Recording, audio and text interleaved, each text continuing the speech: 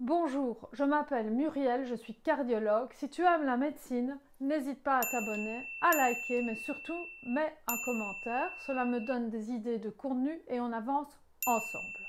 Aujourd'hui, on va parler des extrasystoles. Les extrasystoles, ça fait partie de la grande famille des palpitations. Les palpitations, c'est le septum. C'est classiquement, tu vas souvent m'expliquer que fin de journée, quand tu es bien au calme, tu ressens des petits battements irréguliers. Pourquoi fin de journée? Parce que la journée, tu n'es pas concentré sur ton cœur, tu ne saurais pas les ressentir. C'est souvent fin de journée. Et cela s'appelle des palpitations. La plus fréquente des palpitations, c'est l'extrasystole. Tu sais que le mot palpitation, ça veut dire agité. Donc, palpitation, c'est un septum en fait. C'est le cœur qui est agité. Tu ressens des choses, des battements irréguliers. C'est le terme global. C'est comme AVC pour le cerveau. C'est très vague. Donc, le terme global, c'est palpitation. Mais la vidéo aujourd'hui, c'est sur la plus fréquente des palpitations. C'est pour te rassurer, c'est les extrasystoles. Et les extrasystoles, quel super nom d'ailleurs, extrasystole, c'est une arythmie qui est bénigne et qu'on a depuis l'enfance. Tout le monde fait des extrasystoles. Maintenant, ça peut devenir plus compliqué, ça peut devenir une pathologie. Mais a priori, une extrasystole, ce n'est pas une maladie. D'ailleurs, la meilleure preuve, si tu tombes amoureux et que la personne entre dans la pièce, tu ressens des palpitations, bah ça, c'est tout simplement des extrasystoles. C'est pas pour autant que tu es malade. Enfin, ça dépend ce qu'on entend par maladie. Les extrasystoles. Extra, ça veut dire en dehors. En dehors de la systole. Systole, c'est la contraction. Donc, c'est un battement qui va survenir en dehors du cycle cardiaque normal. Comme il survient en dehors du cycle cardiaque normal, il n'est pas efficace, il est inutile. Donc, il ne provoque pas de contraction. Tu ne le sens pas. Le cœur se remplit doublement et le battement d'après, tu le ressens très fort.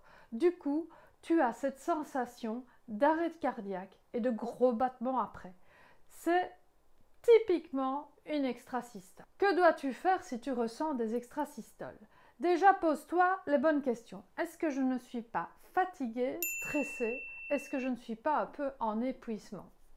Ensuite, ce qui est très intéressant de faire, c'est une prise de sang complète. Dans cette prise de sang, tu dois vérifier que tu ne fais pas de l'anémie, les globules rouges qui sont trop bas, c'est le principal transporteur de l'oxygène. Tu te doutes que si il y a de l'anémie, les globules rouges bas, tu as moins d'oxygène, cœur et poumons c'est lié. Il y a moins d'oxygène, donc le cœur s'emballe, donc tu vas ressortir des extrasystoles. Tu peux très bien avoir de l'anémie, par exemple, si tu es végétarien. C'est assez fréquent. Déjà, une bête carence en fer, sans anémie, donne des extrasystoles. Donc, dans la prise de sang, il faut regarder s'il y a de l'anémie. Il faut regarder s'il n'y a pas de l'inflammation. Il faut regarder s'il n'y a pas une carence en magnésium, par exemple, ou en vitamine D. Enfin, il faut que ton médecin recherche toutes les causes de perturbation à la prise de sang. Ta prise de sang, elle doit être top. Il ne doit pas y avoir du rouge. Même la carence en vitamine D, elle doit être comblée.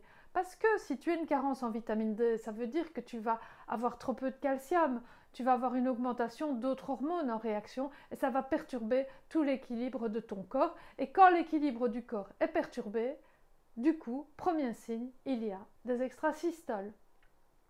Que faire en cas d'extrasystole? Tu as réalisé ta prise de sang, tu peux déjà regarder si tu ne prendrais pas des compléments alimentaires. La moindre carence, tu vas la combler. Je te conseillerais de te reposer, je te conseillerais de prendre du magnésium, de prendre des oméga 3, de prendre de la vitamine D. C'est la base des bases. Vitamine D, oméga 3, magnésium. Mais tu vas également essayer d'éviter tout ce qui est cardio-stimulant, tout ce qui termine par in, caféine, nicotine, etc., etc. Tout ce qui est cardio-stimulant. Inutile de dire que je ne suis pas fan du Red Bull, par exemple, des boissons énergisantes qui provoquent des extrasystoles. Bien sûr, si tu as des palpitations et que c'est plus compliqué que ça, que tu n'es ni fatigué, que tu ne prends pas des cardiostimulants, que tu as une excellente prise de sang, il faut évidemment aller voir un cardiologue qui va réaliser les examens complémentaires typiques en cardiologie et essayer de comprendre pourquoi. C'est peut-être autre chose. Cette vidéo, elle s'adresse surtout à la cause la plus fréquente de palpitations, les extrasystoles bénignes.